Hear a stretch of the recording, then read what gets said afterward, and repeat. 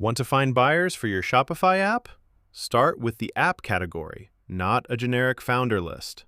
If you sell email, reviews, or loyalty, search for marketing, growth, retention, or brand roles.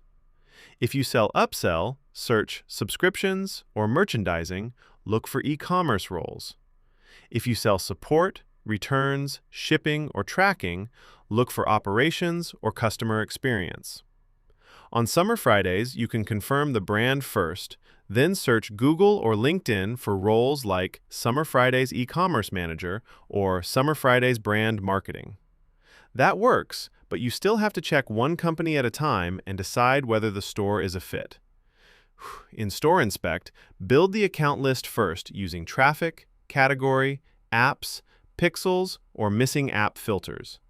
Then open contacts, filter for has email, and the buyer roles that match your app. Now the Shopify store, tech stack, role, LinkedIn profile, email availability, and verification status are in one place. Link in the description.